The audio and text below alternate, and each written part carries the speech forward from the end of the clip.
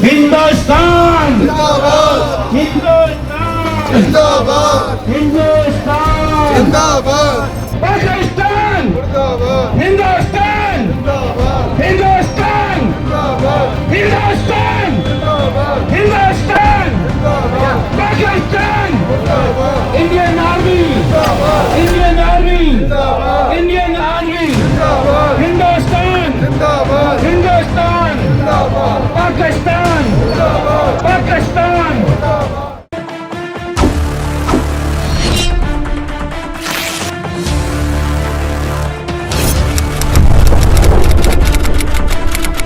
अरदास जो बड़ी बेनती की जा रही है आप जी ने रहमत कृपालता करनी भारत की फौज को दृढ़ता बल उद्यम बख्शना। सीज़फायर का जो मामला है ये रोक दिया गया है और क्या उम्मीद रखते हो कि क्या पाकिस्तान अपनी हरकत से बाज आएगा? देखिए, पाकिस्तान डर चुका है। पाकिस्तान के पास इतने भी पैसे नहीं है कि वो लड़ाई लड़ पाए। उन्होंने IMF से कल जाके $2.5 बिलियन का लोन लिया है लड़ाई लड़ने के लिए। तो ये दर्शाता है कि पाकिस्तान खत्म होने वाला है और बड़ी जल्दी पाकिस्तान नाम खत्म हो जाएगा और अखंड भारत का जो हमारा सपना है वो पूरा होगा। कि पाकिस्तान के अंदर जो हो रहा है, जो उसकी अर्थव्यवस्था को लेकर हो रहा है और दोनों देशों में जो झगड़ा चल रहा है उसके लिए बात कीजिए। डोभाल जी भी थे उसके अंदर शामिल और हमारे देश के तीनों जो सेना के जो प्रमुख थे वो भी थे। उसमें तो ऐसा कुछ नजर नहीं आ रहा था। तो इसके लिए आपका क्या कहना, आपका आगे की रणनीति क्या है? सीज़फायर हमेशा हर देश के लिए अच्छा हो, लेकिन अगर अब गलती से पाकिस्तान ने कुछ किया तो ये जरूर सोच लीजिए कि वो दिन पाकिस्तान के लिए आखिरी दिन होगा और भारत उस पर हमला करेगी और हम सारे भाई मिलके भी अगर हमें सरकार बोलेगी तो हम जाके वहाँ लड़ाई लड़ेंगे। अर्जुन जी, इसके लिए सिख समाज को क्या संवेदना और क्या संबोधित करना चाहते हो? क्या है? सिख समाज हमेशा से उनमें से रहा है जिनमें हमेशा देश के लिए अपनी जान दी गई हो, बेशक वो औरंगजेब से लड़ाई लड़ने की समय हो या उसके बाद का भी समय हो। और आने वाले समय में भी सिख समाज हमेशा एकत्रित होकर देश के लिए लड़ेगा, देश हित में काम करेगा। और एक मैसेज देना चाहूँगा, मैं सभी सिख भाइयों को अपील करूँगा कि जहाँ जहाँ वो है वहाँ पे गुरुद्वारों में जाकर अरदास करिए, वहाँ पे लोगों एक तिरंगा यात्रा निकालिए कि लोगों में एक मैसेज जाए कि सिख समाज इंडियन आर्मी का हमेशा साथ है।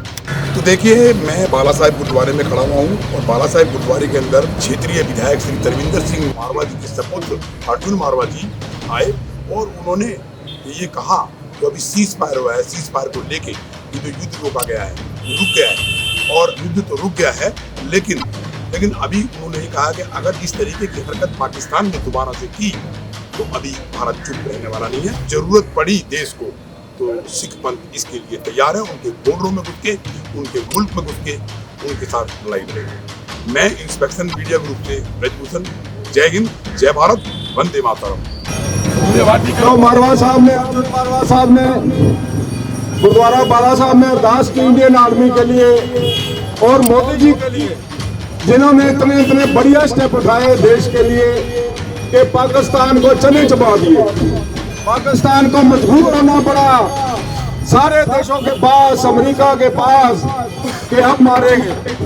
मोदी जी का ये सेटअप जो ऑपरेशन सिंदूर है, अभी तो एक ही था, अगर पार्ट 2 चालू हो जाए तो इनका कुछ भी नहीं बच सकता। अर्जुन मारवा जी के नेतृत्व में ये सारे इनके साथी अरदास करके और मंदिर में भी आरती भी हो रही है और आज इतना कुछ किया, इंद्र देवता भी खुश हुआ आज कि इनका नस्ल-ए-नबाद कर दिया। पाकिस्तान में आतंकवादियों का छिप रहे हैं, लादेन जैसे मारे गए, ये भी मारे जाएंगे।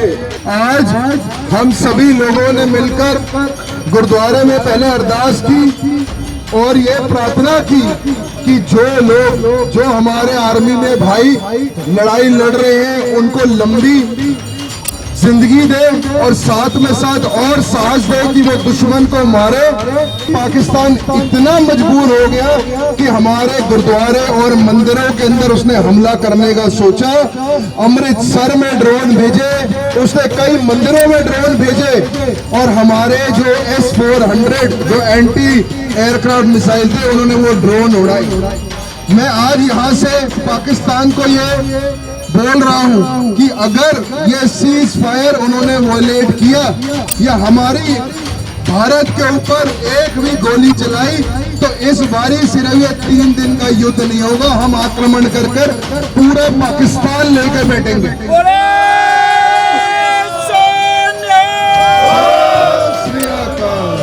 इसी तरीके से हम आने वाले हफ्तों में दोबारा मार्च निकालेंगे। हम सारे सिख भाई इकट्ठा होकर ये संदेश देना चाहते हैं कि हम सब इंडियन आर्मी के साथ हैं, हम सब उनके हर कदम में उनका समर्थन करते हैं और साथ ही साथ अगर समय आए तो हम वो भी दम रखते हैं कि हम बंदूक उठाकर बॉर्डर पर जाकर जंग लड़े। यही कहते अपनी बात खत्म करूंगा। जय हिंद, भारत माता की जय। समाज में हो रहा भ्रष्टाचार हम कराएंगे रूबरू। शासन और प्रशासन में बैठे जनप्रतिनिधि जिन्हें जनता चुन के लाती है, हम दिलाएंगे जनता का अधिकार संविधान के तहत। अपराधी चाहे प्रशासनिक हो या शासनिक, हम करेंगे उनकी खोज और करेंगे पड़ताल संविधान के तहत। सबके लिए समान, सबके लिए बराबर।